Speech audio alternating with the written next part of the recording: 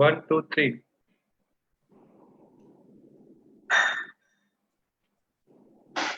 Hello, everyone.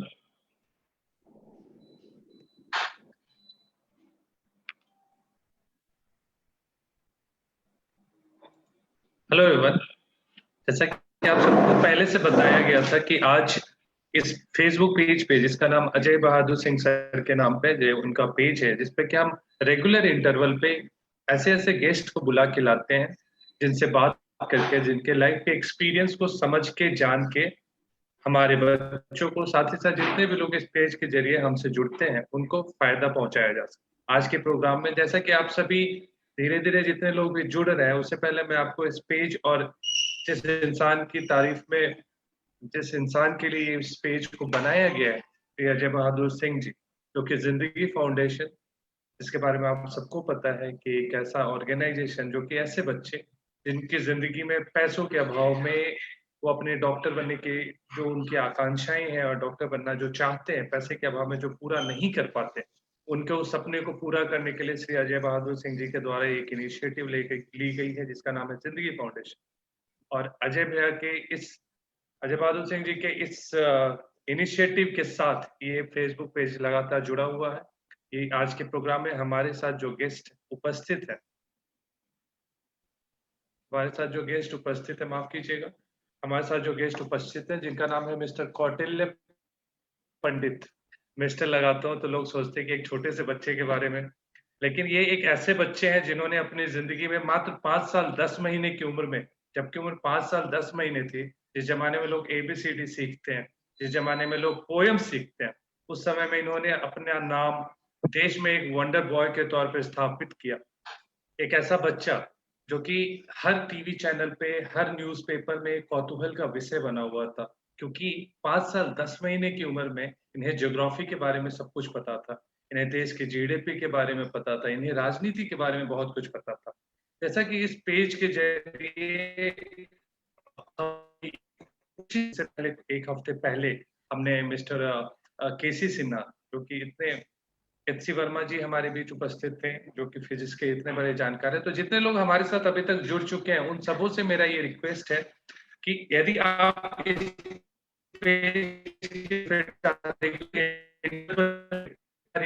नई नई वार्तालाप आप सुनना चाहते हैं, नए नए लोगों से उनके एक्सपीरियंस को सुनना चाहते हैं, कि आप इस पेज को जरूर लाइक करें, साथ ही साथ इस लाइव को शेयर करें।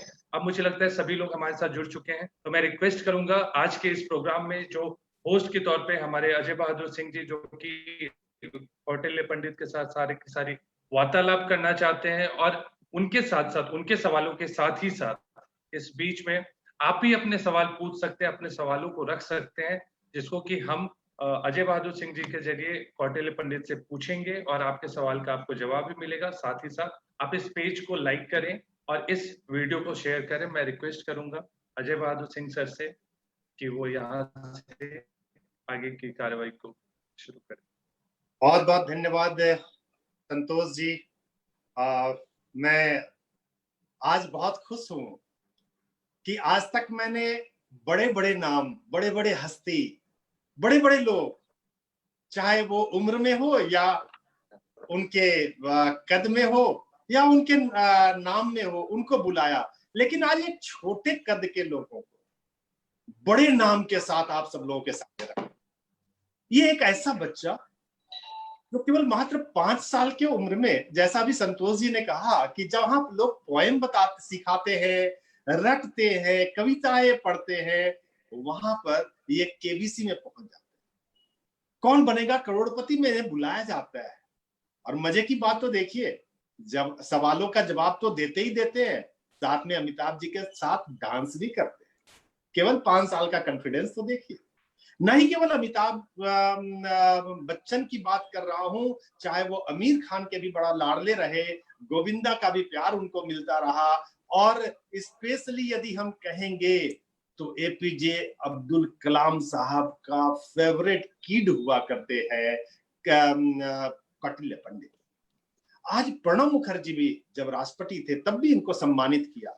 8 राज्यपाल इन्हें सम्मानित किए, 5 प्रदेश के मुख्यमंत्री इनको सम्मानित करते हैं। इतनी सम्मान तो बड़े कद वाले नहीं ले पाते हैं, लेकिन इतनी छोटी सी कद वाले बच्चा इतना बड़ा बड़ा सम्मान लेता है। शंकराचार्य जी हो या रामदेव जी हो, बालकृष्ण जी हो, सबके लाडले बन जाते हैं।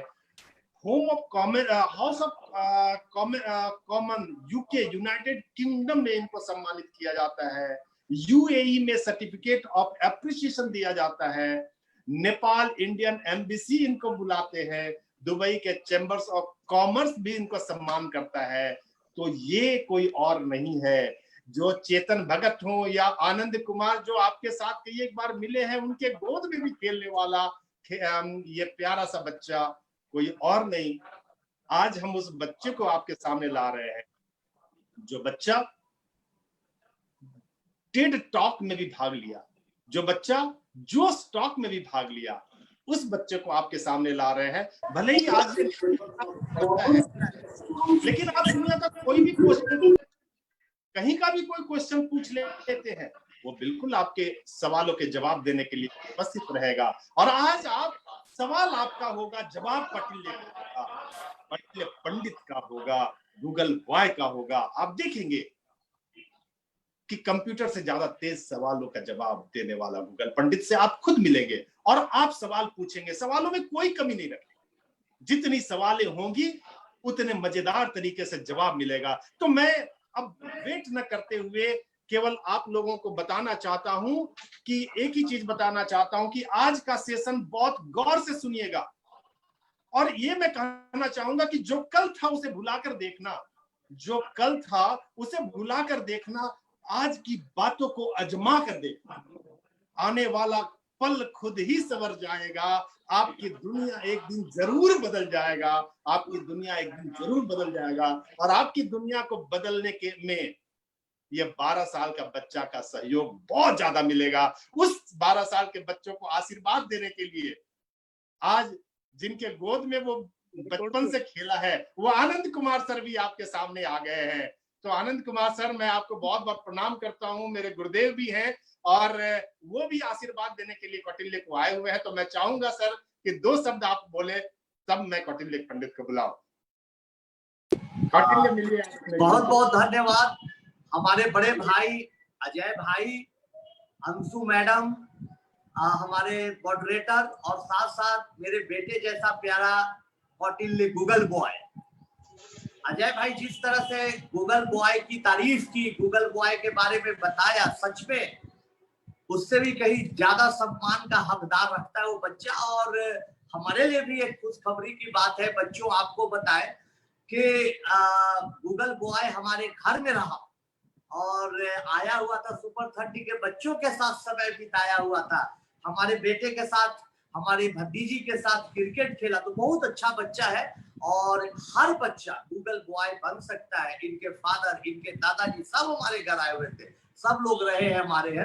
तो आज का सेशन आपके लिए बहुत ही इम्पोर्टेंट है, बहुत जानकारी से भरा हुआ सेशन है। और सबसे बड़ी बात है कि अजय भाई जैसा मजा हुआ शिक्षा दुनिया का एक बेताज, कहिए बादशाह नहीं बोलेंगे, बेताज शिक्षक हम लोगों के सामने हैं।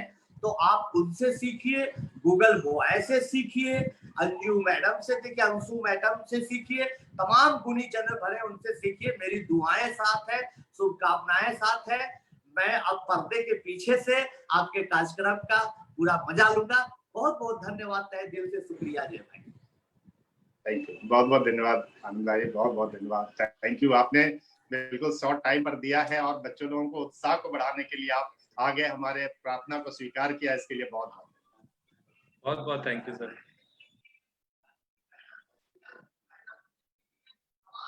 हाँ प्लीज कौटिल्य पंडित जी, अब बिल्कुल इंतजार कर रहे हैं सारे लोग। मैं सबसे पहले चाहता हूं कि आप अपने बारे में बताएं, आप अपने बारे में, अपने जर्नी के बारे में कुछ वक्त दें, उसके बाद आपके साथ होगी क्वेश्चनों की बौछार।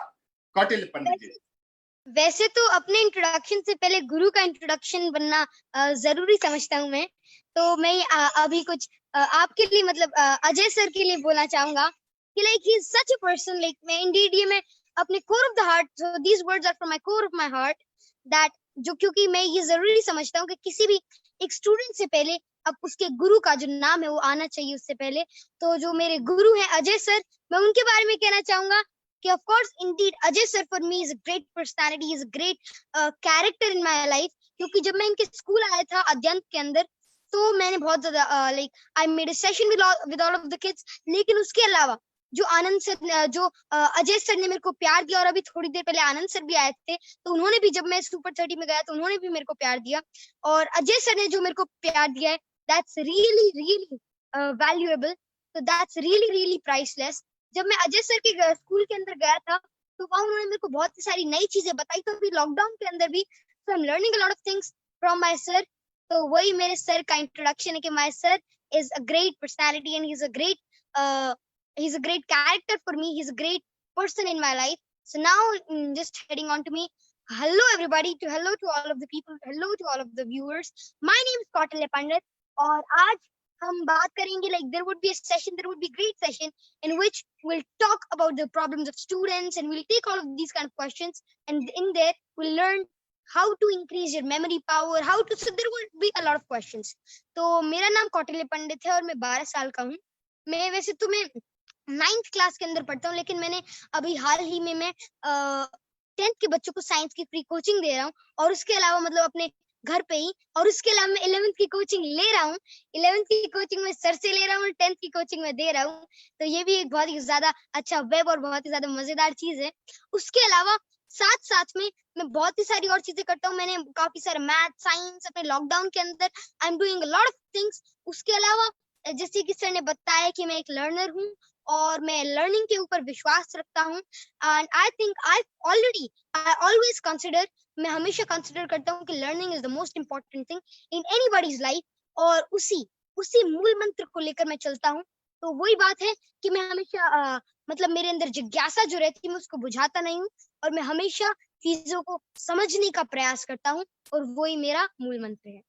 That's only the secret question of my self. बहुत अच्छा। तो मैं कौटिल्य आपसे कुछ जानना चाहूंगा, और कुछ सवाल भी आ गए हैं, बहुत तेजी से सवाल आते जा रहा है।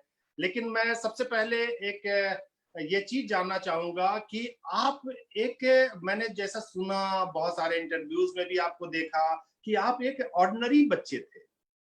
पता नहीं समय बीतते, दिन बीतते ही आप एक्स्ट्राऑर्डिनरी हो गए, चारों तरफ फैल गए, ये कैसे संभव? हाँ सर, आपकी बात ये बिल्कुल सही है सर। मतलब जैसे कि बहुत लोग, जब मैं छोटा था तो मैंने खुद फील करता था, मतलब जब मैं बहुत जगह जाता था तो आई फील वंस, सभी कहते थे कि आई एम गॉड गिफ्ट। वैसे तो सभी लोग कहते थे कि भगवान की मर्जी के बिना एक पत्ता तक नहीं हिलता, तो और किसी को ऐसे कैसे कह सकते कि वो गॉड गिफ्ट नहीं है। इमेजिन करो किसी ने मेरे को कहा कि आई एम गॉड गिफ्ट, और दूसरे आदमी को कहे कि he is not God gift, तो वो तो बिल्कुल नाइंसाफी होगी, क्योंकि भगवान की मर्जी के बिना तो पत्ता भी नहीं हिलता। And creation of new life, ये तो इमेजिन करो एक पत्ते के हिलने से कितनी बड़ी चीज है। तो ये बात है, सभी गॉड गिफ्टेड होते हैं, सभी एक्स्ट्राऑर्डिनरीज होते हैं। कोई किसी फील्ड में होता है, कोई किसी फील्ड में। बस आपका जो मतलब जो आपका मेन फोकस होना चाहिए, जो मेन चीज डिफर करती है वो है कि आप कितनी मेहनत करते हो। और वही चीज मेरे साथ है कि मैंने उस टाइम पे थोड़ी ज्यादा मेहनत करी सभी से, जिसकी वजह से इट हेल्प मी लॉट। तो वही मैटर करते हैं, क्योंकि नॉलेज और जो भगवान ने सभी को, like the god is given an equal amount of brain, और equal amount not only brain, कोई किसी चीज में अच्छा है, कोई स्पोर्ट्स में।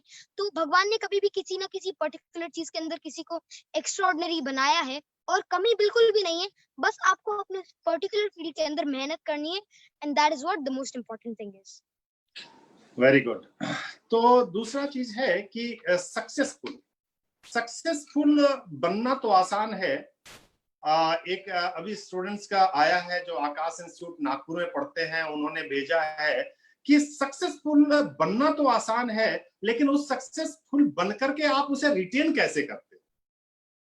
ओके सर, सर तो वैसे ये बात बहुत बड़ी है, क्योंकि असलियत में सक्सेसफुल बनना of course it's pretty hard job, लेकिन उसको रिटेन करना, उसको निभाना इट्स इवन हार्डर। तो उसी चीज को रिटेन करने के लिए व्हाट आई एक्चुअली डू, तो मैं एक किसी चीज पे रुकता नहीं हूँ। जैसे कि शुरू में आपने कहा कि ज्योग्राफी और ये सारी चीजें, हाँ, जब मैं 5 साल का था तो मेरी जो पहचान वो है मतलब जो मेरी 5 साल का था तब की पहचान थी कि मैं ज्योग्राफी और इन सभी चीजों के अंदर अच्छा था। लेकिन अभी आजकल जैसे कि मैं सर से अभी मैंने बताया कि मैं सर से केमिस्ट्री पढ़ता हूँ, फिजिक्स पढ़ता हूँ, मैथ्स पढ़ता हूँ, तो ये सारी चीजें अलग-अलग सब्जेक्ट पढ़ता हूँ 11th के, तो ये सारी चीजें भी हैं। लेकिन मैं किसी चीज पे रुकता नहीं, वो मेरी सबसे बड़ी चीज है कि मतलब मैं कभी भी अपने नॉलेज को स्टॉप करने की कोशिश नहीं करता। आई ऑलवेज मैं अपना बेस्ट ट्राई करता हूँ कि मैं नया ना कोई कुछ ना कुछ नया नॉलेज गैदर करूं। और ये मेरा फर्स्ट अप्रोच रहता है कि मैं किसी न किसी नई चीज को हमेशा मैं कोई ना कोई नई चीज को ग्रहण करूं और उसको एब्जॉर्ब करूं।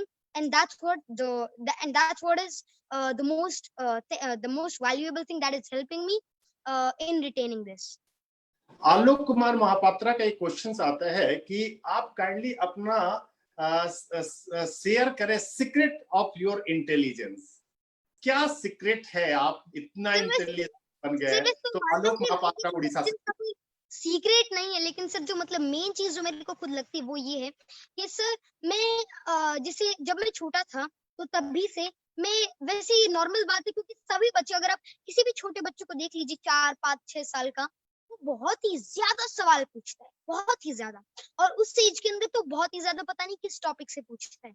एक गड़बड़ जो होती है कि वो पेरेंट्स से सोचते, इमेजिन करो अगर कोई छोटा बच्चा रॉकेट साइंस के बारे में पूछे तो ऑफ कोर्स पेरेंट तो सोचेगा और उसको में भी समझ में भी नहीं आए। लेकिन एक चीज जो मेरे साथ हुई कि अगर मैं रॉकेट साइंस या कोई भी कितना भी डिफिकल्ट कैसा भी क्वेश्चन पूछता तो मेरे पेरेंट्स, मेरे दादाजी, पापा जी, मम्मा सभी उस चीज को आंसर करते। अगर उनको आंसर पता भी नहीं होता तो उसको रेफर करते नेट से, लेकिन वो मेरे को उसका आंसर जरूर बताते। तो उन्होंने मेरी क्यूरियोसिटी को दबने नहीं दिया, दैट्स व्हाट लाइक, और उसकी वजह से मेरी अंडरस्टैंडिंग लेवल बढ़ी और मेरा क्यूरियोसिटी लेवल इंक्रीज हुआ। और उस क्यूरियोसिटी लेवल अगर आपका क्यूरियोसिटी लेवल अच्छा है, फिर आपके जो किक स्टार्ट होगा तो आपको किक स्टार्ट अच्छा मिल सकता है। फिर उसी चीज को रिटेन करने के लिए अंडरस्टैंडिंग स्किल्स होना बहुत ही बड़ी बात है और बहुत ही ज्यादा जरूरी चीज है। बचपन से ही जब मैं शुरू में ही मतलब जब जो मेरी प्राइमरी डेज थे, जब मैंने मतलब एक कोई चीज नई करने की कोशिश करी, व्हेन इफ अगर आपने अभी कहा कि ज्योग्राफी और ये सारी चीजें जब करने की कोशिश करी, तो मैंने सिर्फ वर्ल्ड मैप या सिर्फ जीडीपी सिर्फ इन पे फोकस नहीं करा। जब मैं अपने दादाजी के साथ बैठता है, पापा जी के साथ बैठता, ओके, तो जब भी मैं कहीं बुक लेके हम बैठते तो हम उस चीज को कोरिलेट करते। इमेजिन करो आज कुछ पढ़ा और कल उसी से कोरिलेशन में कोई चीज मिल गई, तो मैं उसको कोरिलेट करने का बहुत प्रयास करता। उसकी वजह से मेरी जो अंडरस्टैंडिंग थी, मेरे को वो चीजें समझ में आने लगी और कॉन्सेप्ट समझ में आने लग गए। इसलिए मैंने क्रैमिंग कभी भी नहीं करी और जो मेरा अंडरस्टैंडिंग लेवल था वो बढ़ता गया, क्योंकि मैंने चीजों को कोरिलेट करा और उनको इजी बनाया। अब भी मैं चीजों को अंडरस्टैंड करता हूँ और उनको कभी भी क्रैम नहीं करता। And that is what helps me in retaining, और that is what helps me in what you said. Very good, very good. ये बहुत सारे लोगों के सवालों का जवाब आपने एक ही बार में दे दिया। दिलीप कुमार ने भी पूछा था, दिलीप कुमार प्रधान उड़ीसा से हैं, उन्होंने पूछा how do you gain knowledge, इतने कम समय में आप कितना नॉलेज ऐसे कैसे गेन कर दिए, उसका भी सवाल का आपने जवाब दे दिया। तो ये जवाब आपके बहुत सारे सवालों को जोड़ दिया। तो मैं एक और क्वेश्चन है कि कौटिल्य, आपने इतने कम समय में इतना नॉलेज कैसे हासिल किया? नीलकंठ का भी सवाल का जवाब आपने दे दिया। ये बहुत सारे लोगों का है कि आप कैसे स्टडी में कंसंट्रेट करते हो। सत्यव्रत सुबुद्धि का सवाल है, कैसे आप स्टडी में कंसंट्रेट करते हो? क्या करें कि हम भी आपके जैसा कंसंट्रेट कर पाए, उसके लिए आप कुछ मूल मंत्र बताइए। सर कंसंट्रेशन के लिए जो सबसे इजी चीज है वो है कि जब आपका मूड हो पढ़ने का तब पढ़ें। लेकिन ऐसे तो हम कह सकते हैं कि कभी कई बच्चे होते हैं जिनका मूड होता है नहीं पढ़ाई का, क्योंकि पढ़ाई के अंदर उनका जो इंटरेस्ट है वो डेवलप नहीं होता। अगर आपको अपना मूड लाना है पढ़ाई के अंदर, तो कंसंट्रेशन के लिए एक जरूरी चीज है वो इंटरेस्ट। अगर आप चीज देखें, आप स्टोरी बुक पढ़ते हैं, वो भी एक बुक है, वो तो बहुत ही मजे से पढ़ते हैं, उसको बहुत ही ज्यादा अंडरस्टैंडिंग करते हैं, उसको मतलब बहुत ही ज्यादा मजे लेते हैं किसी नॉवल को। किसी फिल्म को भी देखते हैं तो आप अगर मूवी को देखते हैं तो आप उसके अंदर आपको पूरा खो जाते हैं। लेकिन आप किसी ऑनलाइन स्टडी वीडियो को देखते हैं तो क्या आप उसको इतनी ज्यादा अच्छी तरीके से समझ पाते हैं? किसी स्टडी बुक को पढ़ते हैं तो आप उसको नॉवल की तरह तो अंडरस्टैंड नहीं कर पाते। इसका रीजन है कि हमारा नॉवल के अंदर तो इंटरेस्ट है, मूवी के अंदर तो इंटरेस्ट है, लेकिन स्टडी बुक्स के अंदर और ऑनलाइन वीडियोस के अंदर मतलब स्टडी के अंदर हमारा जो इंटरेस्ट है वो नहीं है। इस इंटरेस्ट को डेवलप करने का जो मेन ये सारी चीजें सर, एक चीज मैं बताऊं कि ये सारी चीजें इंटरकनेक्टेड है। इसका एक रीजन है कि अगर आप चीजों को अंडरस्टैंड करेंगे, आप उनको क्रिएटिविटी से समझेंगे, जिस तरीके से आपको समझना चाहते हैं, जो आपका, अगर इमेजिन करो आपकी जो लिंग्विस्टिक इंटेलिजेंस अच्छी है, तो आप उसको लैंग्वेजेस की तरह समझे। इमेजिन करो कोई अलग अलग बच्चे होते, कोई लिख के समझता है, कोई उस चीज को करके प्रैक्टिकली समझता है एक्सपेरिमेंट से, कोई उसको सुन के समझता है, मतलब, और कोई उसको देख के समझता है। इमेजिन करो कई बच्चे होते हैं जो वीडियो से आराम से समझ पाते हैं, कई बच्चे होते हैं तो जो सुन के अच्छे तरीके से समझ पाते हैं, कई बच्चे ऐसे भी होते हैं जो एक्सपेरिमेंट्स के थ्रू समझते हैं। तो इन सभी चीजें हो गए उनके लर्निंग मेथड्स। चलो, लर्निंग मेथड्स मतलब जिसका हर किसी बच्चे का एक अलग अलग अपना एक बेस्ट लर्निंग मेथड होता है। उस लर्निंग, अगर आपको अपने लर्निंग मेथड का पता चल जाए, फिर आप अपने लर्निंग मेथड के थ्रू किसी भी चीज को करेंगे तो वो आपको इजी लगने लगेगी। चलो, अब पहला पॉइंट आ गया, अब आपको चीज इजी लगने लग गई। अब दूसरी बात, इजी लग गई, अब आप उसको अंदर और ज्यादा पढ़ने की कोशिश करोगे। अगर आपको इजी लगती है तो आपको वो समझ में भी आएगा, आपकी अंडरस्टैंडिंग स्किल्स भी बढ़ेंगी। अगर आपको कोई चीज समझ में आती है तो आपका उसके अंदर इंटरेस्ट आराम से जग उठता है। मूवी के अंदर हमारा इंटरेस्ट इसलिए होता है क्योंकि हमको उसके अंदर सोचने की ज्यादा जरूरत नहीं होती, सामने ही सारी चीज हैपनिंग होती है। लेकिन इसके अंदर जो बुक्स होती हैं, इन सारी चीजों के अंदर अगर आपकी अंडरस्टैंडिंग, अगर आप उसको समझ पाते हैं, तो फिर आप उसको आराम से कॉन्सेंट्रेट, उसके अंदर आप घुस सकते हैं, फिर आपको पढ़ाई के अंदर मजा आने लगेगा। यही मैंने एक चीज फील करी कि आप पढ़, एक्चुअली आपकी जो कंसंट्रेशन है वो तभी बढ़ेगी, वरना आप, अगर आपको कोई डंडा लेके बिठाए तो ऑफ कोर्स आप बैठ तो जाओगे, आप बुक्स पढ़ तो लोगे, लेकिन वो बात नहीं आएगी जो कि खुद से, मतलब जब आपको पढ़ाई के अंदर जो मन करने लगता है, जब आपको मजा आने लगता है, जब आपको पढ़ाई गेम की तरह लगती है, that is the best condition. और उस कंडीशन के लिए आपको जो एक चीज करनी पड़ेगी वो है चीजों को अपने लर्निंग मेथड से सीखना और परखना। बहुत बढ़िया, बहुत ही बढ़िया आपने सवाल का जवाब दिया। और एक स्वर्ण पाटिल का महाराष्ट्र से क्वेश्चन है कि मैं पढ़ती तो हूँ लेकिन पढ़ा हुआ चीज भूल जाती हूँ, उसको कैसे याद लंबे समय तक कर पाऊं? सर मेमोरी, अगर आप, सर मेमोरी वैसे एक चीज मैं एल्बर्ट आइंस्टाइन सर की भी कहूंगा, और एक मैं जो मैंने खुद फील करता हूँ वो भी कहूंगा। वैसे एल्बर्ट आइंस्टाइन जी सर की जो थॉट है वो इस चीज में बहुत ज्यादा प्रैक्टिकल और बहुत ही ज्यादा इजी है। ओके, वो ये है कि अगर आप वो है थ्रू रिविजन। रिविजन जो होता है वो आपको सबकॉन्शियस माइंड को एक्टिवेट करता है। रिविजन से अगर आप धीरे धीरे रेगुलर इंटरवल्स पर रिविजन करोगे तो आपको वो चीज भूल नहीं पाओगे। लेकिन रिविजन, चलो ये तो बात पता चल गई कि रिविजन से होता है, लेकिन कई आदमी ऐसे भी होते हैं जो किसी चीज को बिना रिविजन के, बिना उसको रिवाइज करे भी लंबे टाइम तक उसको सीख सकते। तो मैं सोचता हूँ वो ये है कि अगर आपको किसी भी चीज को लंबे समय तक याद रखना है और उसके अंदर अगर आप उसको कॉन्सेप्ट क्लियर है तो आप उसको लंबे समय तक याद रख सकते हैं।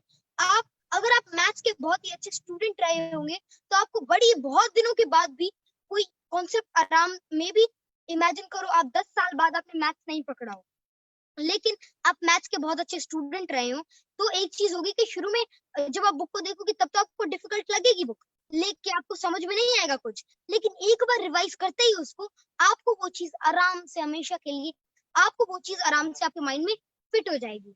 ओके, तो अगर आप किसी भी चीज को इंटरेस्ट से कभी, अगर आपका कॉन्सेप्ट क्लियर है, अगर आपका, जब आपने पहली बार किसी चीज को पढ़ा तब आपका कॉन्सेप्ट क्लियर होता है तो आप उस चीज को कभी भी नहीं भूलते। इसका रीजन है कि टीचर्स कहते हैं कि आपके बेसिक्स क्लियर नहीं है।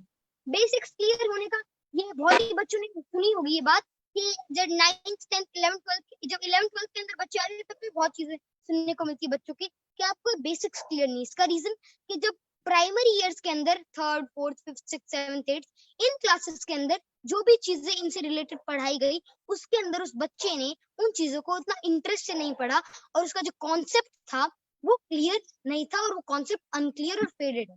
अगर आपका कॉन्सेप्ट क्लियर है तो आप उसको लंबे टाइम तक याद रख सकते हैं। एक अच्छा क्वेश्चन है, लोग चाहते हैं कि आपके जैसा बन जाए, तो रवि एस गोस्वामी ने एक क्वेश्चन पूछा है कि कौटिल्य जी यदि आप अपना 24 आवर्स का रूटीन बता दें तो शायद हम लोग भी उसको फॉलो करके कौटिल्य दूसरा बन जाए।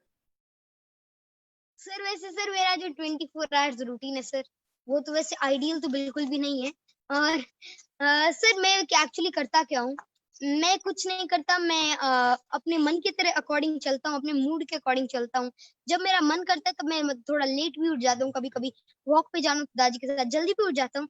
लेकिन जब मैं जो मेन चीज़ आप पूछ रहे होंगे, पढ़ाई की स्टडी का जो रूटीन है वो मेरा ये है कि जब मेरा मन करता है पढ़ने का तब मैं पढ़ता हूँ, और जब मेरा मन नहीं करता तो मैं नहीं पढ़ता हूँ।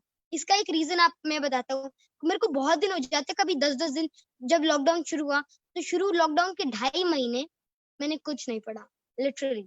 लेकिन उसके बाद में ट्रिगर अप हुआ और मैंने 7 दिन के अंदर अपनी फिजिक्स और केमिस्ट्री 9th 10th की कंप्लीट कर दी।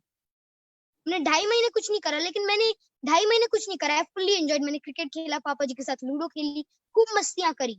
लेकिन उन 7 दिनों के अंदर मैं कहीं नहीं जाता था। मैं अपने रूम के अंदर बैठ के जब से मैं उठा शाम तक मैं सिर्फ और सिर्फ पढ़ाई के अंदर अपनी फुल्ली कंसंट्रेशन लगा के मैं काम करता था।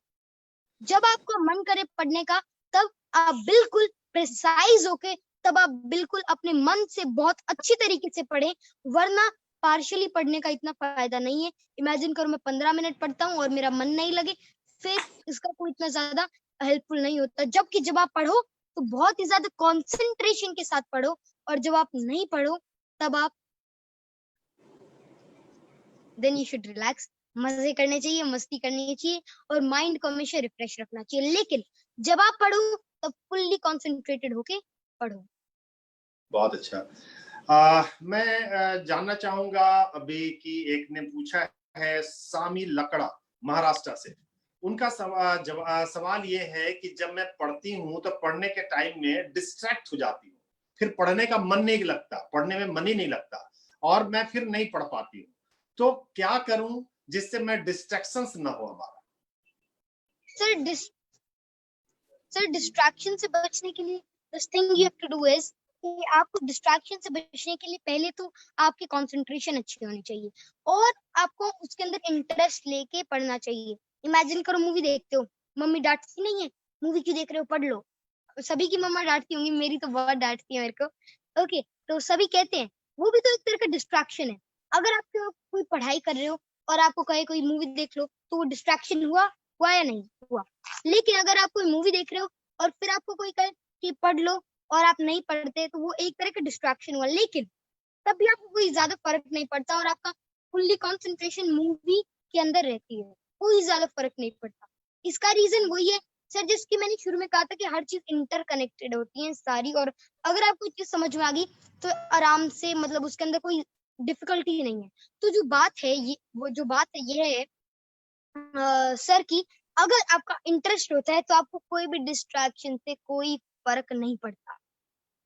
अगर आप उसके अंदर कॉन्सेंट्रेटेड हो, अगर आपका इंटरेस्ट है, कॉन्सेंट्रेशन सेकंड चीज है, पहली चीज है इंटरेस्ट। अगर आपका इंटरेस्ट है तो आपका जो मतलब डिस्ट्रैक्शन लेवल बिल्कुल 0 होगा।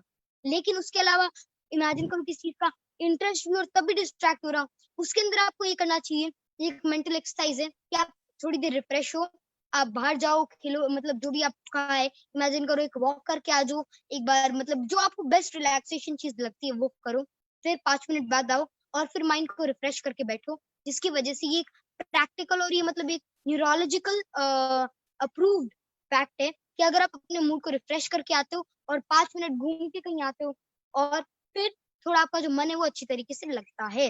लेकिन बेस्ट है इसका जो मेन, अगर आपका इंटरेस्ट अच्छा है तो आप डिस्ट्रैक्ट नहीं होगे।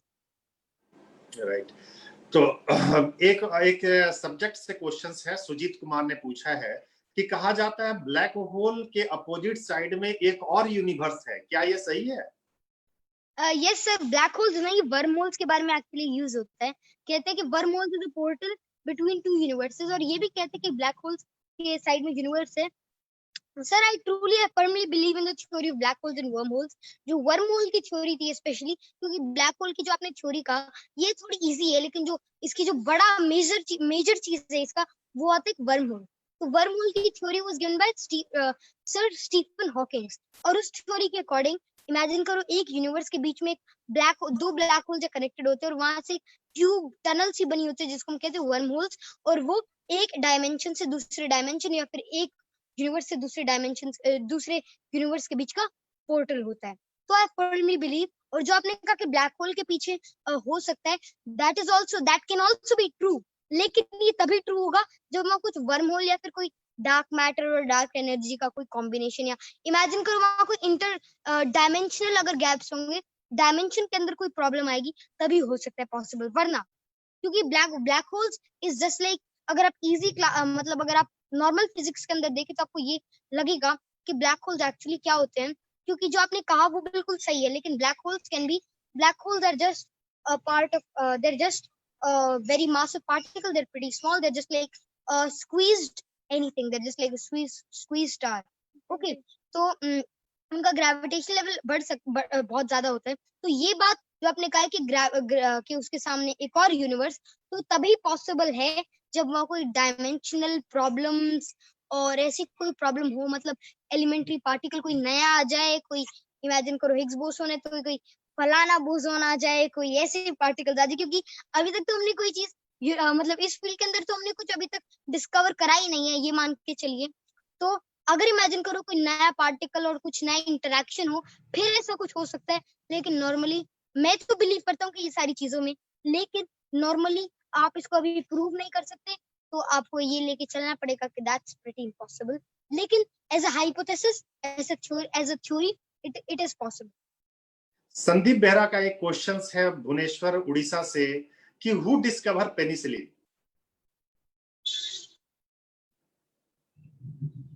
Penicillin, who discover penicillin? Penicillin का खोज किसने किया? Sir penicillin, Yeah. Sir sorry, I think it's a question of medical sciences and like, और सर मैंने ये कभी देखा नहीं है, मेरे नजर के सामने से कभी गुजरा नहीं है, तो sorry sir, I don't know this.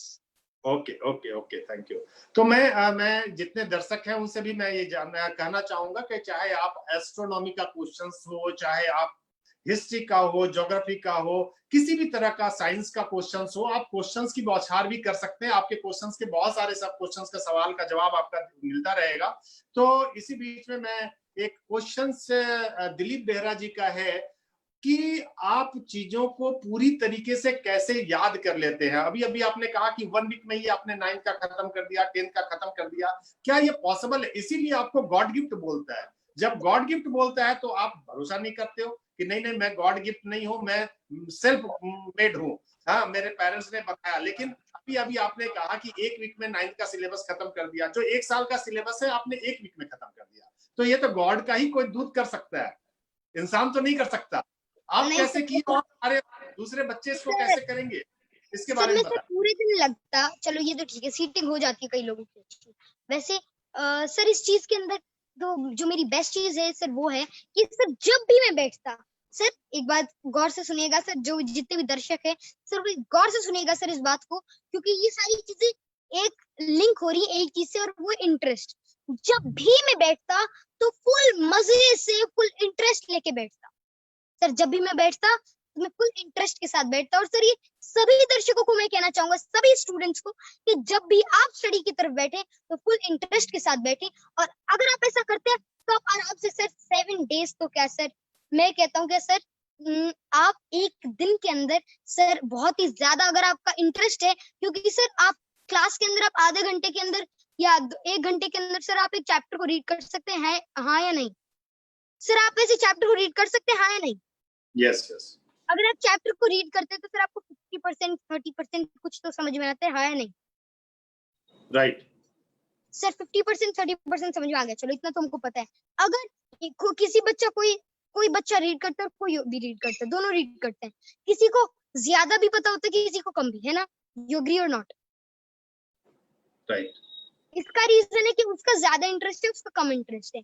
अगर आप इंटरेस्ट के साथ पढ़ते हैं तो सर टाइम ज्यादा नहीं लगता सर, क्योंकि सर ये प्रूवन फैक्ट है सर। मैं तो क्या सर, जो मतलब मेरे पापा जी का स्कूल है, और सर मतलब हमारा वैसे फैमिली जो बिजनेस है सर, यही कह लो या सर जो हमारा, क्योंकि सर वैसे ब्राह्मणों का तो सर पुराने जमाने से कहते हैं कि काम तो एजुकेशन का होता ही है, लेकिन सर मेरे दादाजी, पापा जी, चाचा तो sir we all are engaged in education. तो सर वहां भी मैंने देखा, क्योंकि सर ये सिर्फ आपने अभी कहा कि ये सिर्फ आप कर सकते हो, तो सर इसका मैं आपको एक लाइव और एक एक्चुअली एक रियल फैक्ट बताता हूँ। यहाँ स्कूल में जब मैं छोटा था, शायद मैं तब होऊंगा 3-4 साल का, तो सर वहाँ ऐसे ऐसे बच्चे थे स्कूल में यहाँ पर कि जो अपनी 8 किताबें, सर वे अपनी 8 किताबें बिल्कुल याद कर रखी थी सर उन्होंने, like cramming sir, not only cram, लेकिन सर अगर आप उनसे पूछते कि सर 11th चैप्टर का 7th क्वेश्चन का सेकंड सब पार्ट बताओ, तो वहां से उस क्वेश्चन को भी बता देते थे। और सर ऐसा ही नहीं कि उन्होंने क्रैम कर रखा था, सर वे ये भी बता देते थे कि उसका मीनिंग क्या है, इसका मतलब उन्होंने बिल्कुल इंटरेस्ट के साथ उसका डीपली स्टडी कर रखा था।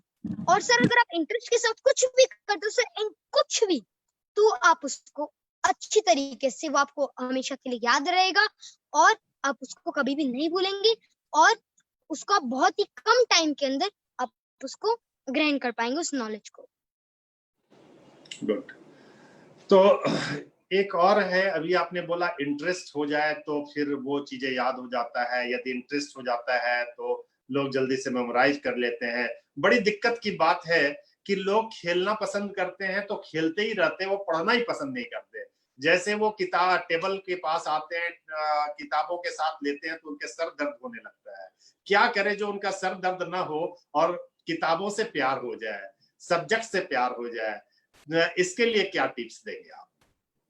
सर तो सब्जेक्ट से प्यार करने के लिए जो आप एक काम कर सकते हैं वो है, अभी मैंने एक चीज कहा थी सर थोड़ी देर पहले, एक टर्म में भी जो मतलब आपको याद होगी, लर्निंग मेथड। सर जब मैंने शुरू में एक चीज कहा थी, लर्निंग मेथड, हर बच्चे का अलग अलग टाइप का लर्निंग मेथड होता है। जैसे 3 टाइप के लर्निंग मेथड होते हैं मेजर, वैसे तो सब तो बहुत सारे आ जाते हैं, 3 होते हैं मेजर, विजुअल, ऑडिटरी और तीसरा होता है काइनेस्थेटिक। विजुअल मतलब जो आप देख के लर्न करते हैं, ऑडिटरी मतलब जो आप सुन के लर्न कर सकते हैं, और काइनेस्थेटिक हो सकता है आपका प्रैक्टिकल वर्क, उसको आप लिखना भी देख सकते हैं, एक्सपेरिमेंट्स भी, सारी बॉडीली वर्क, मतलब ये सारा आ जाता है काइनेस्थेटिक के अंदर।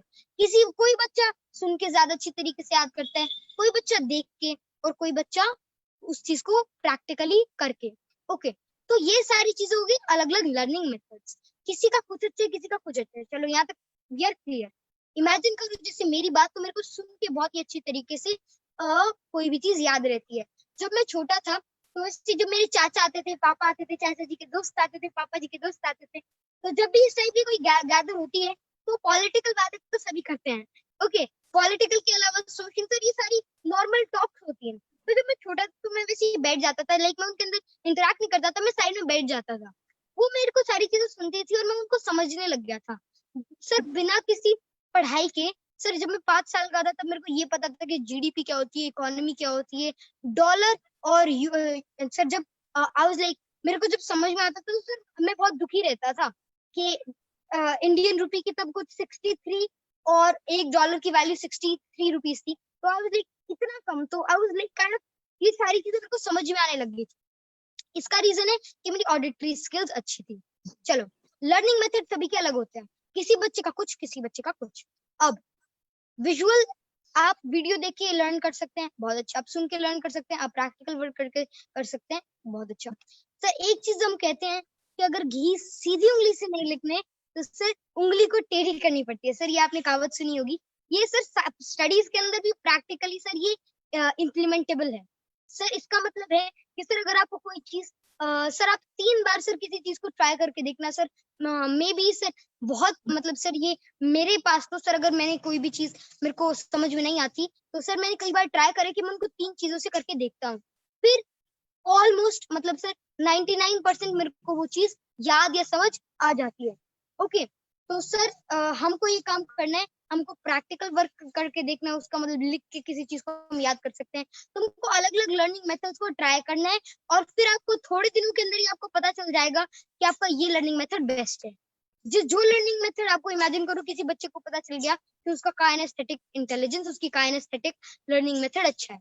ओके, अब वो जो भी कुछ करेगा, अब उसको बेशक स्टडी अच्छी नहीं लगती, अब आपने वहीं से कंटिन्यू करते हैं, स्टडी अच्छी नहीं लगती लेकिन वो बच्चा है स्टडी का।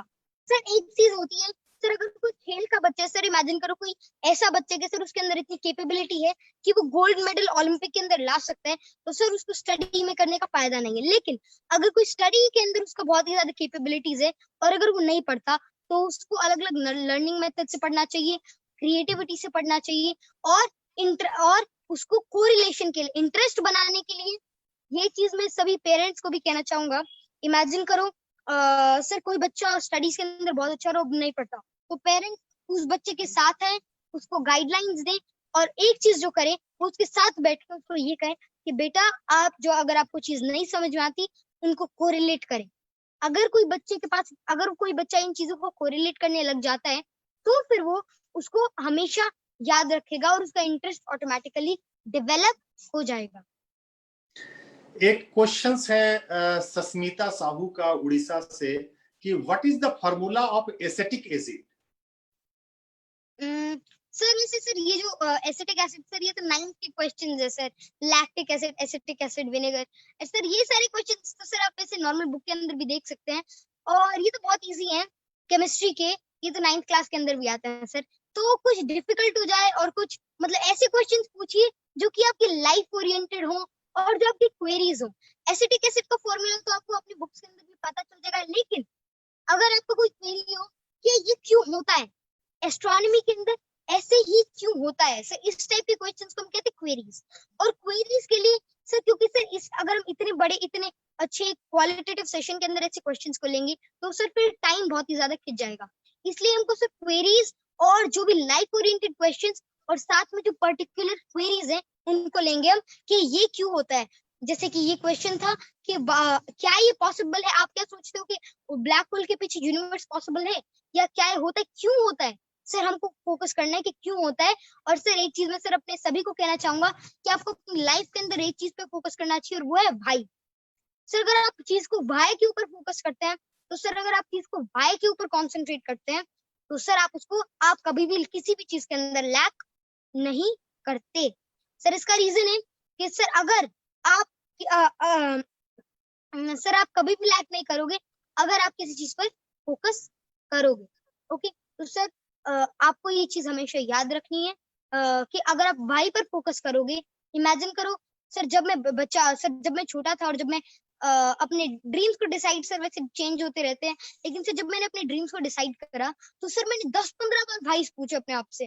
सर आप अपनी क्वेश्चन बुकलेट बनाए, मतलब सभी स्टूडेंट्स अपने जब भी कोई चीज में डिसाइड करें, डिसाइडिंग प्रॉब्लम को ठीक करने के लिए आप क्या करें, एक जो अगर आप ये करना चाहते हैं फिर आप अपने आप से पूछे, एक रजिस्टर के अंदर लिखे भाई वांट टू डू दिस, ठीक है, I want to do this, ये रीजन आ गया, फिर उस रीजन से भी वाइस पूछे। तो सर जब आप 5-10 बार आप वाइस पूछ लेते हैं तो सर आप बहुत क्लियर हो जाते हैं किसी भी चीज के ऊपर। तो वाइस पर कॉन्सेंट्रेट करें और सभी मैं जो जितने भी ऑडियंस है उन सभी को कहना चाहूंगा कि आप जितने भी आपकी क्वेरीज और जितने भी वाइस पर हैं आपकी, उनको आप मैसेज करें और उनके आंसर आपको जरूर मिलेंगे। एक क्वेश्चन है ज्योति प्रसाद पानीग्राही जी का, भुवनेश्वर से है, उड़ीसा से है। उनका क्वेश्चन है कि आप कुछ स्पेस के बारे में, आपको स्पेस के बारे में बहुत ज्यादा ज्ञान है, एस्ट्रो के बारे में बहुत ज्यादा ज्ञान है, तो आप स्पेस से रिलेटेड ऐसा कुछ चीज बताएं जो जनरल लोगों को पता नहीं। ओके सर, तो स्पेस के रिलेटेड वैसे तो जो मैं सोचता हूँ कि एक इम्पोर्टेंट चीज है वो आपको पता होना चाहिए कि इससे आपको अपने नॉलेज का मतलब ये एक बहुत ही ज्यादा अच्छी तरीके से आपको समझ में आ जाएगा। आपको ये पता होना चाहिए कि अर्थ यूनिवर्स से कितनी छोटी है। सर अब यूनिवर्स के अंदर अर्थ कितनी साइज की है। So if you start upon sir actually the radius of earth is the radius of earth is 6,000 kilometers average, and what is the radius of if you talk about what is the radius of Milky Way, a Milky Way has a radius of 1 lakh light years, और light years होते 9.9 trillion, sir it's 9.06 in sir 9.0600000586 kilometers, 9 trillion average 9 trillion kilometers, और sir there are more than 220 billion galaxies। तो sir अगर आप इन सारी चीजों को समझ जाते हैं और अगर आपको पता चलता है कि आपकी अर्थ कितनी छोटी है तो सर आप उससे एक चीज निकाल सकते हैं। सर फिर आप देख सकते हैं कि अर्थ कितनी बड़ी है, सर फिर हम कितने छोटे हैं। तो सर इसी चीज को आप कोरिलेट कर सकते हो नॉलेज के साथ। नॉलेज इमेजिन करो सर, ये सभी कहते हैं कि सर कितना भी नॉलेज हो जाए, नॉलेज आपको कितना भी हो जाए, सर आपको ये एक चीज हमेशा याद रखनी पड़ेगी कि वो कितना कम है। सर नॉलेज आप कितना भी बटोर लो उतना कम है सर। ओके, तो सर अगर आपको पता है कि अर्थ कितनी छोटी है तो सर आप उसको कोरिलेट कर सकते हो कि आपका नॉलेज कितना कम है if you compare it with the world. क्योंकि सर सही दिशा में आंख खोलकर जो भी चलता रहा निरंतर, सही दिशा में आंख खोलकर जो भी चलता रहा निरंतर, उसके लिए लक्ष्य पा लेना, मुश्किल से आसान हो गया, उसके लिए लक्ष्य पा लेना मुश्किल से आसान हो गया। तो सर आपको सही दिशा में अपनी सर आँख खोलकर निरंतर चलते रहना चाहिए और ज्ञान को बटोरते रहना चाहिए और कभी भी स्टॉप नहीं करना चाहिए। और हमेशा ये बात आपको याद में रखनी चाहिए कि आपके पास कितना कम नॉलेज है, तो फिर आप अपने लक्ष्य को आराम से पा सकोगे। तो ये चीज आपको यूनिवर्स से रिलेटेड, स्पेस साइंस से आपको रिलेट कर सकते हो, जो कि आपको अपनी लाइफ के अंदर हमेशा हेल्प करेगी। बहुत बढ़िया, बहुत बढ़िया। मैं सारे दर्शकों को बताना चाहता हूं कि अभी अभी जो आपने सुना है, देखा है कि मंजिल उसी को मिलती है जिसके सपनों में जान होते हैं। मंजिल उसी को मिलती है जिसके सपनों में जान होते हैं। पंख से कुछ नहीं होता दोस्तों, हौसलों से उड़ान होती है। हौसलों से उड़ान होते हैं। ये हौसलों से उड़ान होने की किस तरीके का हौसला है, किस तरीके का जज्बा है, अभी आप देख रहे हैं कौटिल्य पंडित ने जिसके पास हौसला था और उसी हौसलों के साथ पूरे देश में, विदेशों में इन्होंने उड़ान किया और हर जगह नाम कमाया। फिर से मैं का बौछार करता रहूंगा। बहुत सारे लोगों का सवाल है कि व्हाट इज योर नेम, जैसे मंडल है, निशांत पाटिल होते हैं, सुजीत कुमार है, इन लोगों को सवाल आता है कि आप अपने जिंदगी में क्या करना चाहते हैं? सर एक बार सर आपकी वॉइस से एको आ रही है सर थोड़ी। हाँ sir, sir, so actually what I was saying, कि I want to, in my life, I want to be an astrophysicist and I want to be a learner. So I want to learn new things, and my perfect ambition now is I want to be an astrophysicist and I want to go in the field of space science and astrophysics. Very good. एक और question है, जब space में oxygen नहीं है तो सूरज कैसे जल रहा है? Okay sir, sir सूरज nuclear fusion is the process due to which sir sun burn करता है। और सर कोई भी स्टार की जो अपनी लाइट है वो ऑक्सीजन की वजह से नहीं होती sir, it's due to the process of nuclear fusion. So actually the thermonuclear fusion is a process in which two isotopes, two radioactive isotopes of hydrogen combine and they form into an helium atom and also neutron, and और इसका जो मतलब इस process के अंदर heat और light भी produce होती है। तो सर इस प्रोसेस को हम कहते हैं थर्मोन्यूक्लियर फ्यूजन। और सर इसके अंदर billions of years, sir, it takes billions of years to complete this process. So thermonuclear fusion is a process that is used in sun and all of the stars to create their own heat and light. और इसके अंदर मतलब deuterium और tritium combine होते हैं। Sir ये helium 4 या general helium का एक एटम बनाते हैं, साथ में न्यूट्रॉन भी रिलीज होता है। और सर इस प्रोसेस के अंदर बहुत सारी और ज्यादा कॉम्प्लेक्सिटीज हैं and this is the most important and valuable process. और इसका रीजन हम न्यूक्लियर फ्यूजन को और चीजों के अंदर भी देख सकते हैं। और sir nuclear fusion is a process of addition, जैसे कि फिजन और फ्यूजन सर ये दो न्यूक्लियर प्रोसेसेस हैं जो कि बहुत ही ज्यादा हम देख सकते हैं। For example hydrogen bombs, nuclear bombs, इन सभी चीजों के अंदर ये चीज यूज होती है। और thermonuclear fusion is in sun and all of the stars and there it helps to produce light and all of these things. और कोई भी स्टार हमेशा जिंदा रहता है ड्यू टू थर्मोन्यूक्लियर फ्यूजन। अगर उसके अंदर का हाइड्रोजन एग्जॉस्ट हो जाए, मतलब हीलियम बनने के लिए कुछ रह नहीं सकता, it means it's a dead star and it may convert then into white dwarf और रेड ड्वार्फ और रेड जायंट और anything that is it has to be, that depends on its mass. So the process that is used by sun or any star to stay alive, to stay awake, to burn, to produce light, to produce heat is thermonuclear fusion. बहुत बढ़िया, बहुत बढ़िया।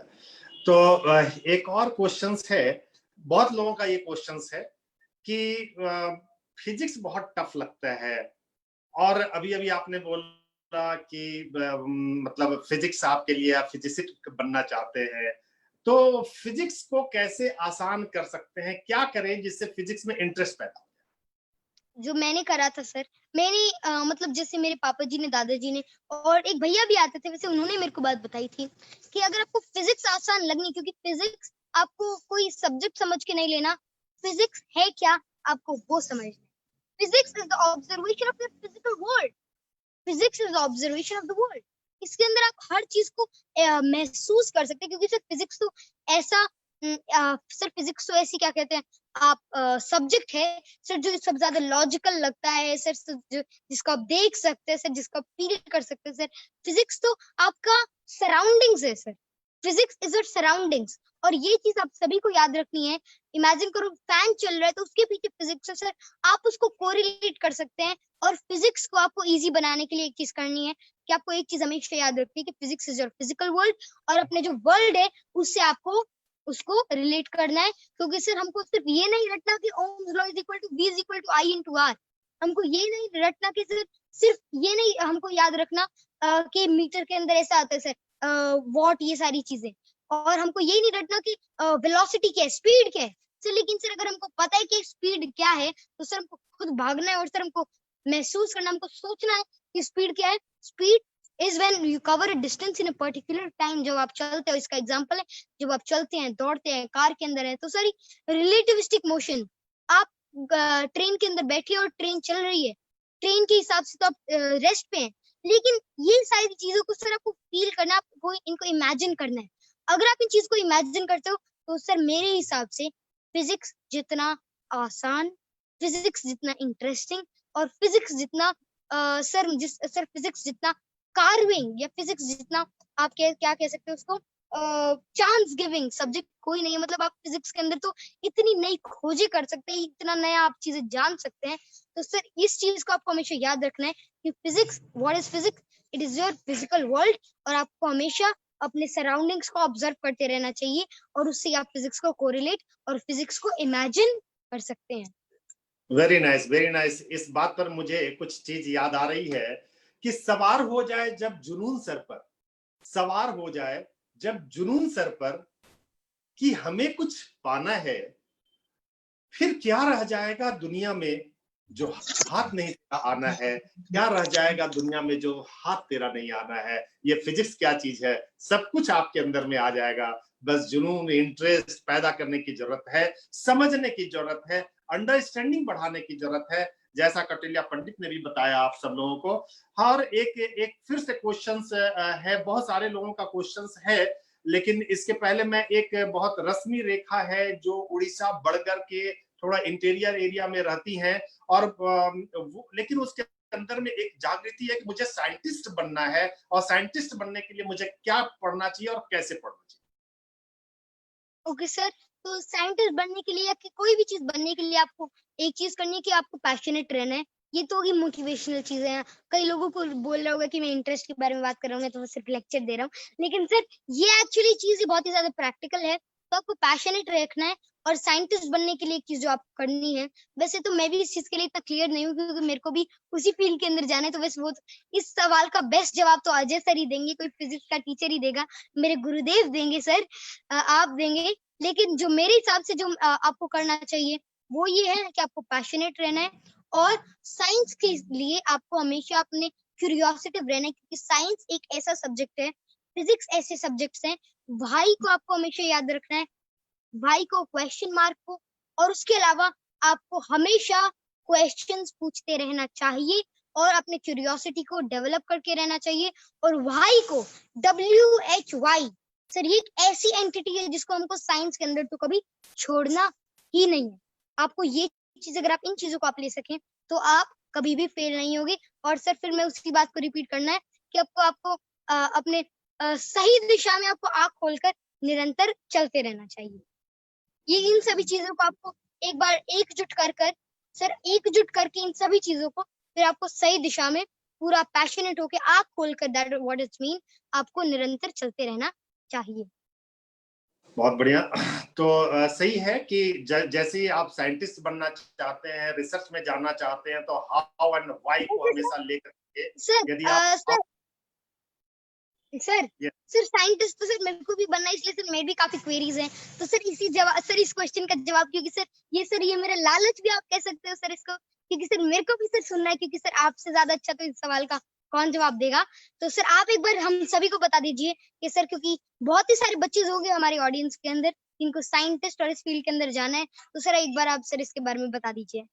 बिल्कुल। देखिए, ये बहुत सी छोटी सी चीज है, लेकिन इसका यूज बहुत बड़ा है।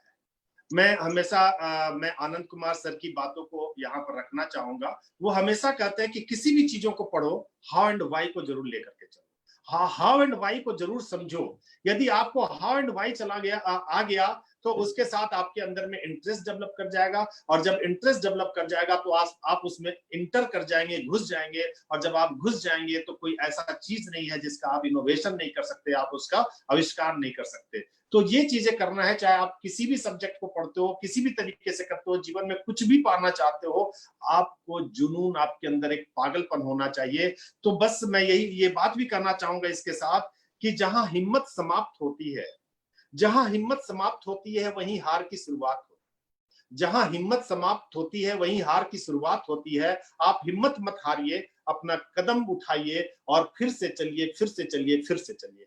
तो आप चलते जाइए, कदम उठाते जाइए, चलते जाइए, आपको अपनी मकसद जरूर मिलेगा, आपकी अपनी मंजिलें जरूर मिलेगी। तो मैं कौटिल्य पंडित जी, तो धीरे धीरे समय जा रहा है, सेशन समय बिल्कुल इंतजार नहीं कर रहा है, और अब कुछ ही समय में करना चाहूंगा। एक दो क्वेश्चंस के साथ ही मैं इस सेशन को समाप्त करना चाहूंगा। आप एक क्वेश्चन है कि बहुत सारे बच्चे एग्जाम के प्रेशर में डिप्रेशन में चले जाते हैं, क्या करें कि वो सेल्फ मोटिवेट हो जाए, और किस तरीके से उसको क्या करना चाहिए ताकि वो सेल्फ मोटिवेटेड हो? सर अगर आप मतलब ये मैंने ये चीज सोची है कि सर अगर आप डिप्रेशन के अंदर जाते, इसका मतलब है कि सर आप अपने इरादे के लिए, सर आप अपने सर जो आपका फील्ड है, सर जो आपका पैशन है, सर आप अपने पैशन की तरफ सीरियस नहीं है। जो भी बंदा डिप्रेशन के अंदर जाता है सर, उसका मतलब ये है कि सर वो अपनी जो भी स्थिति है सर उसके ऊपर ज्यादा फोकस कर रहा है और अपने पैशन पर नहीं कर रहा है। और सर वो बंदा तो सर कभी आगे बढ़ ही नहीं सकता सर, जिसको पैशन उसकी फर्स्ट प्रायोरिटी नहीं हो। तो सर सक्सेसफुल होने के लिए हर चीज के लिए आपको पैशन को हमेशा रखना पड़ेगा, और डिप्रेशन के अंदर तभी आप नहीं जाओगे, कभी भी नहीं जाओगे जब आपका पैशन आपकी फर्स्ट प्रायोरिटी होगा। सर डिप्रेशन करने के लिए, सर डिप्रेशन में जाने से पहले आपको अपने पैशन के बारे में जरूर याद, सर अगर आपका पैशन आपकी फर्स्ट प्रायोरिटी है तो सर आप कभी भी, आपको अगर ऐसा ख्याल भी आएगा तो सर उससे पहले आपको सर आपका पैशन याद आएगा, सर आपका इंटरेस्ट याद आएगा, जो आप बनना चाहते हो सर वो याद आएगा, और सर आपको फ्यूचर दिखेगा। तो एक और लास्ट में एक ही सवाल पूछेंगे कि बरमूडा ट्रायंगल के बारे में आप क्या सोचते हैं? Sir Bermuda triangle of course sir ये बहुत ही बड़ा एरिया है sir, it's in somewhere in the Pacific ocean sir, in the between the Pacific and Atlantic. और सर ये जो बरमूडा ट्रायंगल है, of course it's a great mystery, और कई रिसर्चर्स के अकॉर्डिंग ये भी कहा था कि वहाँ मीथेन की वजह से ऐसा होता है कि वहाँ ग्रेविटी का जो पुल है वो काफी ज्यादा अलग है, और वहाँ कुछ ज्यादा स्पेशल गैसेस और इस टाइप का भी एक्सक्रीशन हो सकता है।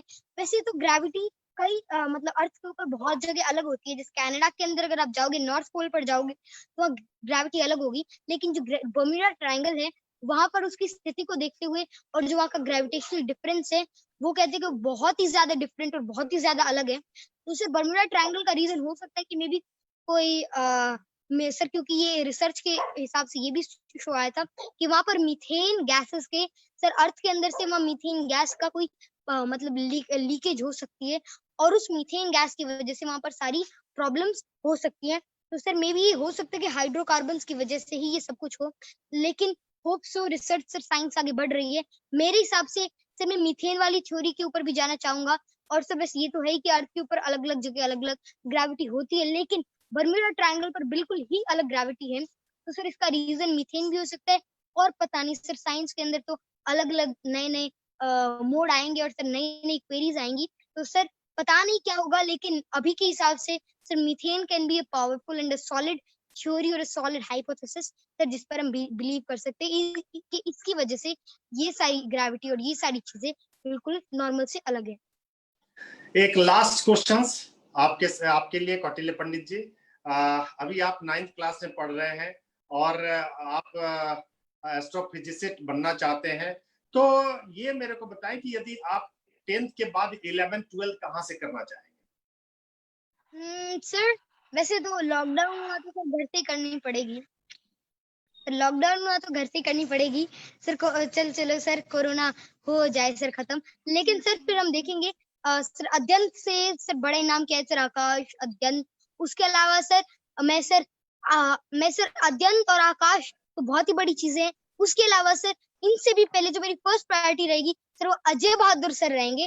तो सर अगर मेरे को डायरेक्ट अजय बहादुर सर का सानिध्य मिल जाए सर उससे बड़ी क्या चीज होगी। तो सर मैं आपसे पढ़ना चाहूंगा सर 11th-12th में, और सर इससे बड़ी सर मैं क्या मांग सकता हूँ। नहीं, आज मुझे बहुत प्रसन्नता है कि मैं 2 साल पहले मिला था कौटिल्य पंडित से, और मैं इनके घर पर चला गया और जो चीज उनके साथ देखा, उनके साथ घूमा, उनके साथ मिला, उनके परिवार में रहा, उनके घर पर रहा, तो मुझे बहुत बड़ा एक अट्रैक्शन आया। और उसी समय से मेरी इच्छा थी कि कौटिल्य पंडित जैसे एक स्टूडेंट मुझे भी मिल जाता। लेकिन आज मैं प्राउड के साथ कहना चाह रहा हूं कि कौटिल्य पंडित आज हमारे यहाँ ऑनलाइन में 11th की क्लासेस सारे कर रहे हैं, 11th के लिए पढ़ रहे हैं, जेई एडवांस की तैयारी कर रहे हैं और उसमें भी बहुत अव्वल है। और ये कहना चाहते हैं, वो मेरे से रिक्वेस्ट भी करते हैं कि सर एक बार मुझे पढ़ा दो जो चैप्टर, और उसी से फिर मैं 11th और 12th के बच्चों को भी पढ़ाना चाहता हूँ। 9th क्लास में भले मैं पढ़ता हूँ मैं, लेकिन 11th-12th के बच्चों को पढ़ाना चाहता हूँ। मैं बहुत जल्दी आऊंगा, कौटिल्य पंडित से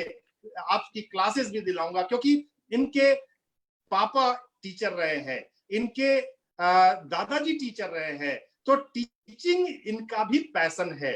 और टीचिंग ये भी चाहते हैं, अभी उन्होंने कहा कि मैं 10th के बच्चों को पढ़ा रहा हूँ, 9th में वो पढ़ रहे हैं, 10th के बच्चों को वो कोचिंग दे रहे हैं, पढ़ा रहे हैं। लेकिन अब हमारे बच्चों को आकाश इंस्टीट्यूट भुवनेश्वर, कटक, नांदेड़, लातूर, सोलापुर, नागपुर, अयोध्या, प्रीत बिहार, दिल्ली, इन सारे बच्चों को भी ये पढ़ाना चाहते हैं, कौटिल्य पंडित पढ़ाना चाहते हैं। यहीं से पढ़ेंगे और उसी के जैसे पढ़ाएंगे, जैसे टीचर्स पढ़ाया था उसी टाइप से पढ़ाएंगे, वो कॉन्फिडेंस लेवल है इनके पास। तो मैं इस सेशन को समय के अभाव में अब ज्यादा आगे नहीं लेके जा सकता हूं, मैं समाप्त करना चाहता हूं। और लास्ट में मैं एक ही बात करना चाहता हूं। सर आप कंटिन्यू कर दीजिए सर, फिर मैं कुछ कहना चाहूंगा। प्लीज आप बोल दें, फिर मैं समाप्त करता हूँ। सर तो सर सभी व्यूवर्स को मैं एक ही चीज कहना चाहूंगा सर, कुछ पंक्तियां सर मैं सभी अपने सर दर्शकों को, सभी स्टूडेंट्स को ये कहना चाहूंगा कि आपको कोशिश करती रहनी चाहिए। और इसके लिए सर इस बड़ी कविता का सर एक छोटा सा पैराग्राफ कि असफलता, सर स्टूडेंट्स के लिए स्पेशली, सारे स्टूडेंट्स गौर से सुनिएगा। असफलता, असफलता एक चुनौती है, स्वीकार करो। असफलता एक चुनौती है, स्वीकार करो। क्या कमी रह गई देखो और सुधार करो, क्या कमी रह गई देखो और सुधार करो।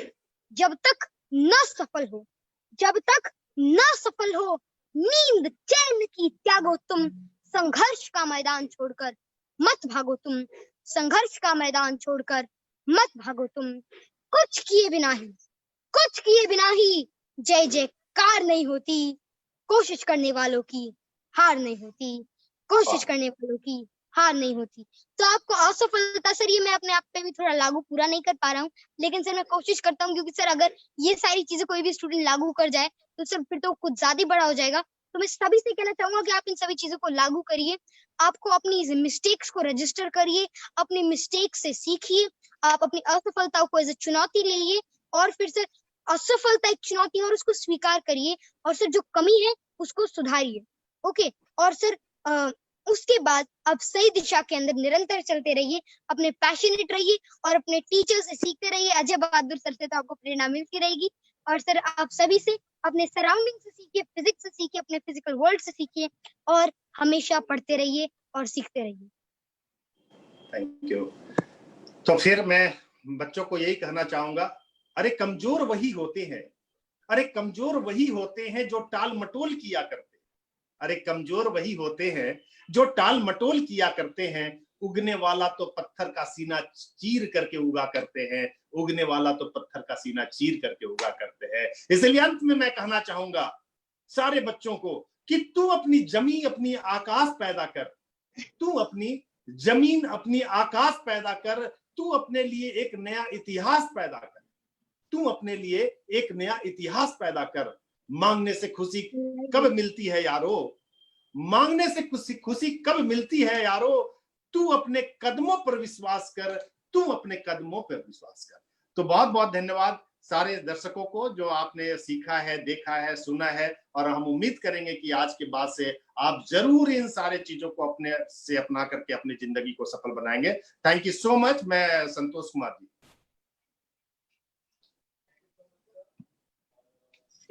प्लीज आप माइक ऑन करिए प्लीज।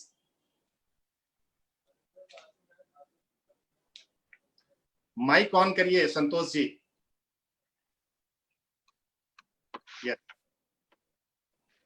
मैं आशु त्रिपाठी मैम से रिक्वेस्ट करूंगा कि वो कौटिल्य पंडित के साथ साथ अजय बहादुर सिंह सर का भी धन्यवाद करें और आगे की कार्रवाई। Thank you sir. नमस्ते। मैं सभी दर्शकों को नमस्ते।